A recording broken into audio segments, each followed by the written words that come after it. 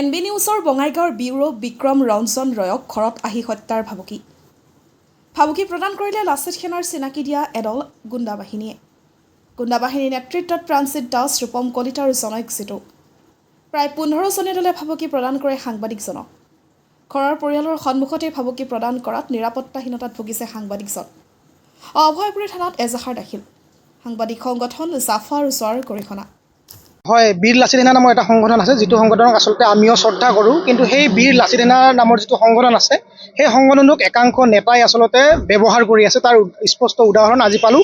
আজি সন্ধিয়া ঠিক 6:30 মান বজাত মোৰ ঘৰত প্ৰাণজিৎ দাস, ৰূপম কলিতা আৰু জিতু, এই তিনিজন যুৱকৰ নেতৃত্বত প্ৰায় 10-15জনীয়া এটা দলে মোৰ ঘৰত গৈ তেওঁলোকে যথেষ্ট অশ্ৰাব্য ভাষা প্ৰদান কৰে, মোক ভাবুকি দিয়ে আৰু শেষত অভয়াপুৰীত আহিলে মাৰিম বুলিও হত্যাৰ আচলতে ভাবুকি দিয়ে।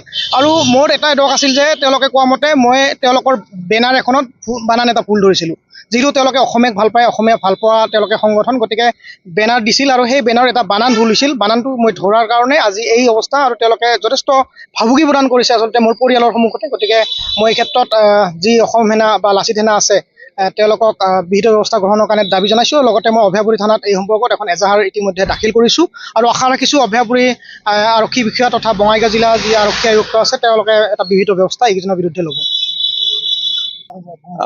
বৰ দুখৰ খবৰ যে আজি অভয়াপুৰী এগৰাকী জ্যেষ্ঠ সাংবাদিক বিক্ৰম ৰঞ্জন ৰায়ক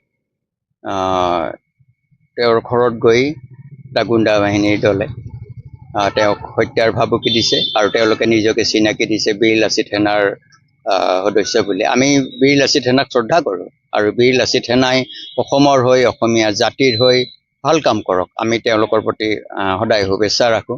কিন্তু তেওঁলোকৰ নামত কোনোবাই যদি আহি এগৰাকী জ্যেষ্ঠ সাংবাদিকক ঘৰত গৈ হত্যাৰ ভাবুকি দিয়ে, গতিকে ইয়াতকৈ ডাঙৰ কথা আৰু কি হ'ব পাৰে। গতিকে সাংবাদিকৰ ওপৰত নিৰাপত্তাটো নিশ্চিত হ'ব লাগে।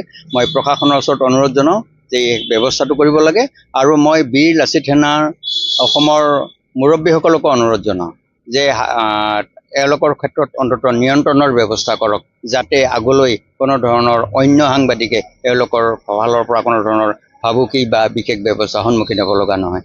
মই প্ৰেছ ক্লাব অভয়াপুৰীৰ ফালৰ পৰা এই ঘটনাটোক তীব্ৰভাৱে গৰিহণা দিছোঁ, নিন্দা কৰিছোঁ আৰু ন্যায় দাবী কৰিছোঁ।